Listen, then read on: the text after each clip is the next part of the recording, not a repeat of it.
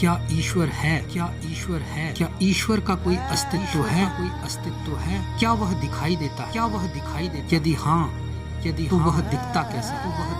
क्या किसी ने उसे देखा? क्या किसी ने उसे देखा है? ईश्वर की सत्ता और उसके अस्तित्व को लेकर ऐसे कितने ही प्रश्न आप सभी के मन मस्तिष्क में अनेकों बार उठते होंगे। किंतु यह भी सत्य है कि आपने चाहे कितना ही विज्ञान, धार्मिक पुस्तकें, शास्त्र आदि पढ़ लिए हों, आप किसी भी धर्म या संप्रदाय के हों, कितने ही धार्मिक गुरुओं, वाचकों के प्रवचन सुन लिए हों, कितना भी चिंतन मनन कर लिया हो, इस बात की पूरी संभावना है कि आप फिर भी किसी ठोस निष्कर्ष अथवा निश्चित उत्तर तक नहीं पहुंच पाए होंगे। आप चाहे दार्शनिक हों, भौतिक विज्ञानी, खगोल शास्त्री, न्यूरो साइंटिस्ट या कोई साधारण व्यक्ति, इस अनंत ब्रह्मांड में विचरण करते असंख्य उल्कापिंड, धूमकेतु, ग्रह, नक्षत्र, तारामंडल और अनगिनत आकाश गंगाओं को रचने वाली अदृश्य शक्ति को जानने समझने की प्रबल इच्छा सभी को रही है। उसी अदृश्य शक्ति को विभिन्न धर्मों में कहीं गॉड, कहीं अल्लाह या खुदा, तो कहीं ईश्वर या भगवान कहते हैं। आप सभी के जीवन में ऐसी कई घटनाएं और अनुभव रहे होंगे जब आपने स्वयं किसी अदृश्य शक्ति के होने का अनुभव किया होगा, और कई बार जीवन में ऐसे भी क्षण आए होंगे जब आपको ऐसी किसी सत्ता या ईश्वर के अस्तित्व पर संदेह हुआ होगा। किंतु आज आपको इस वीडियो के माध्यम से ईश्वर से जुड़े अनेक सवालों के जवाब देने का एक प्रयास मैंने किया है। आज का ये वीडियो आपके जीवन की दशा और दिशा दोनों को बदलने का सामर्थ्य रखता है। यदि आपको मेरा यह कथन अतिशयोक्ति या हास्यास्पद लग रहा हो, तो मेरा यही निवेदन है कि आप एक बार इस वीडियो को ध्यान और धैर्यपूर्वक अंत तक देखें। मैं आपको विश्वास दिलाता हूं, आप अभिभूत हो जाएंगे। नमस्कार, मैं वीरेंद्र कंवर पेशे से एक शिक्षक हूं।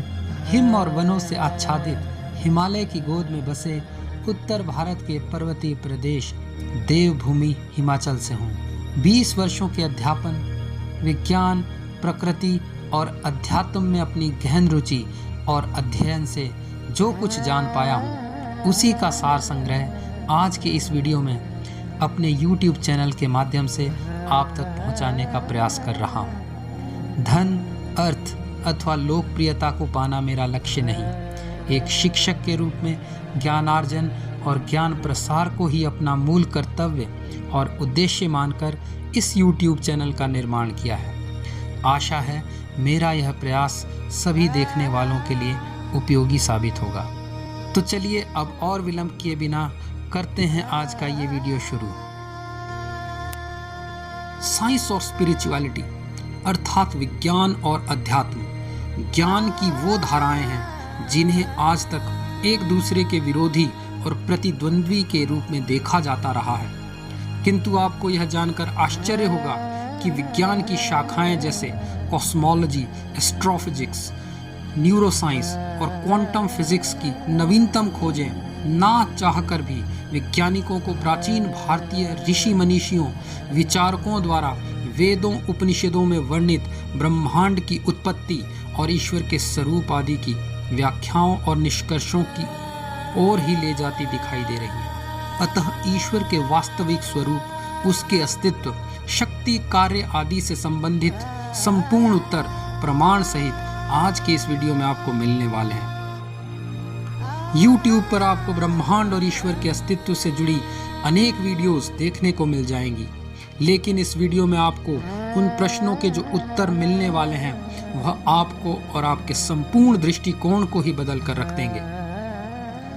चलिए मान लेते हैं यदि संपूर्ण सृष्टि जगत का कोई रचनाकार है, तो वह हमें दिखाई क्यों नहीं देता? जिस प्रकार घर के भीतर रहकर हम उस घर को नहीं देख सकते, उसे बाहर आकर एक निश्चित दूरी से ही देखा जा सकता है। और जिस प्रकार पृथ्वी पर रहकर हम उसके आकार को नहीं जान सकते, उसके लिए हमें अंतरिक्ष में जाना पड़ता है, वहीं से हमें उसके सही आकार, प्रकार और स्वरूप के दर्शन होते हैं। ठीक उसी प्रकार उस ईश्वर का स्वरूप तो इतना व्यापक है कि आप हम तो क्या, यह अनंत ब्रह्मांड ही उसमें समाहित है। उसे पंचभूतों अर्थात 5 मूल तत्वों अग्नि, जल, वायु, पृथ्वी, आकाश से बने इस स्थूल शरीर से नहीं जाना जा सकता। उसे तो इस शरीर में स्थित अदृश्य चेतना शक्ति से ही जाना जा सकता है। इस समस्त सृष्टि का निर्माण किससे हुआ है? आइए इसे हम एक उदाहरण से समझते हैं। यह क्या है? एक कपड़ा। इस कपड़े से रुमाल बनाया जा सकता है, एक दुपट्टा, कमीज, कमरबंद या एक टोपी भी। इस कपड़े से पुरुष के भी वस्त्र बनाए जा सकते हैं और किसी स्त्री के भी, किसी बच्चे तो किसी वृद्ध के भी। इससे किसी हिंदू, मुस्लिम, सिख, ईसाई, बौद्ध या जैन किसी के भी वस्त्र बनाए जा सकते हैं।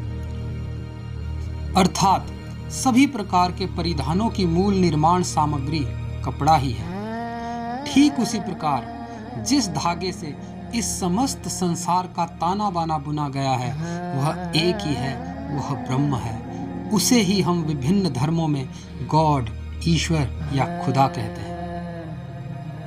फिर कपड़ा तो हमें दिखाई देता है, पर ईश्वर क्यों नहीं? जिस प्रकार शासक तो हमें दिखाई देता है किंतु उसका शासन नहीं, क्योंकि शासन की कोई सूरत नहीं होती। उसे देश के मंत्री, नौकरशाह, दफ्तरों, पुलिस, सेना और अधिकारियों के कार्य के रूप में महसूस किया जा सकता है। ठीक उसी प्रकार ईश्वर की हुकूमत या शासन प्रकृति के सभी नियमों में और प्रत्येक शरीर में चेतना या कॉन्शियसनेस के रूप में विद्यमान रहती है। यदि ईश्वर एक ही है तो उसकी उपासना इतने भिन्न भिन्न रूपों में क्यों की जाती है?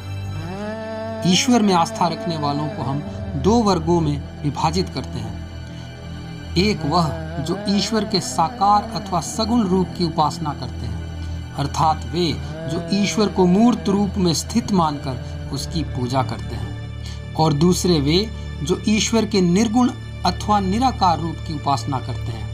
ये वो लोग हैं जिन्होंने तप, साधना, ध्यान और योग द्वारा ईश्वर के निराकार रूप को जान लिया है।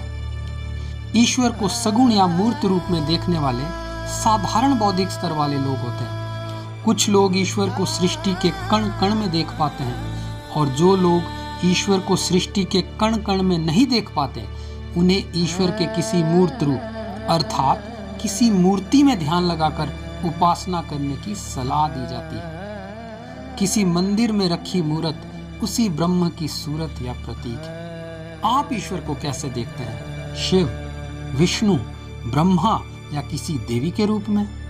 पैगंबर मोहम्मद, ईसा मसीह या गुरु के रूप में?